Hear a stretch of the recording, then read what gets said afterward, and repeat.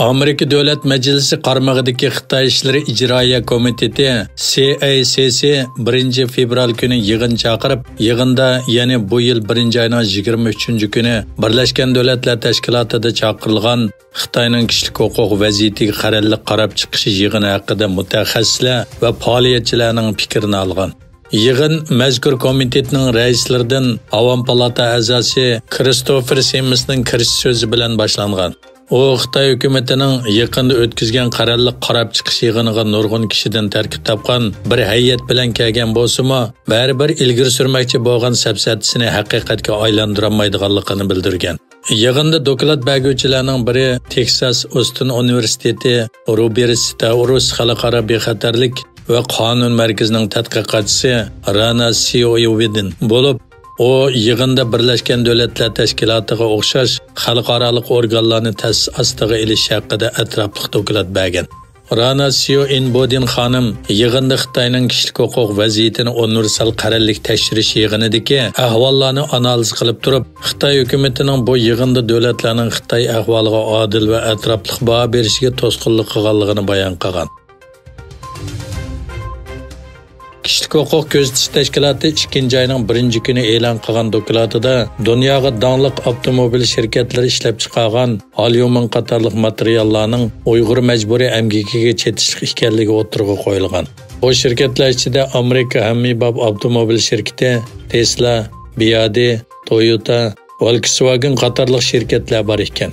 99 betlik bu dokladda yuqorqi shirkatlarning Xitoy hukumatining besimiga tez pukib, Uyg'ur majburiy amgikidan foydalanayotgan Xitoy shirkatlari bilan sheriklashganligi, aslida ko'pincha davlatlarning Xitoydan kelayotgan alyuminning majburiy amgak bilan bo'lgan munosabatiga sal qarayotganligi bildirilgan.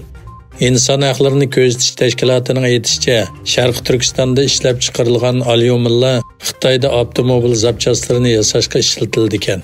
Arkadan bu zapchaslar xalqaro avtomobil ishlab chiqaruvchi shirkatlarga setiladi ekan. Uyg'urlarning qonuniy haqlarini oshkora talab qilganlik uchun 2014-yili 1-oyda tutqun qilinib, shu yili 9-oyda Urumchida milliy qudrat qo'liq va davlatni parchalash jinoyati bilan ayblanib, muddatsiz qamoq jazosiga hukm qilingan atoqli Uyg'ur ziyolisi Ilhom To'xti Amerika Davlat Majlisidagi palata a'zolari tomonidan 31-yanvar kuni 2024-yillik Nobel tinchlik mukofotiga nomzod qilib ko'rsatilgan. Amerika Davlat Majlisi Xitoy ishlari ijroiya komitetining qo'sh raislaridan Avam palata a'zosi Chris Sims va Kengash palata a'zosi Jeb Merkeli Norvegiyadagi Nobel komitetiga xat yozib, Xitoy turmusida yetayotgan Uyg'ur ziyolisi Ilhom To'xti qatorliq 4 kishini 2024-yillik Nobel tinchlik mukofotiga nomzodlik ko'rsatgan.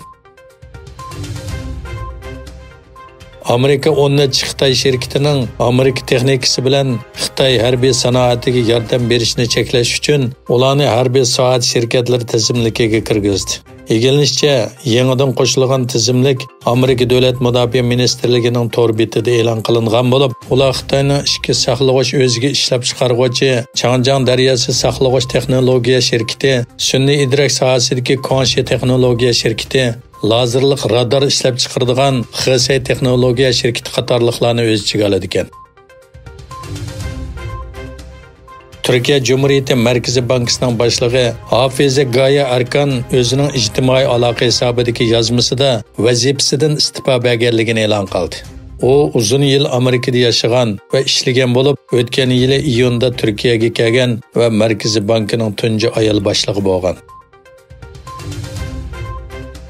Saudiya Arabistonning Amerika prezident saylimidan burun Washington bilan bo'lgan mudofaa kelishimini tasdiqlash bedeliga Isroildan bir Falastin davlati qurish haqida cheklash kuchiga ega bo'lmagan bir va'da elishni xohlaydiganligi ilgari surildi.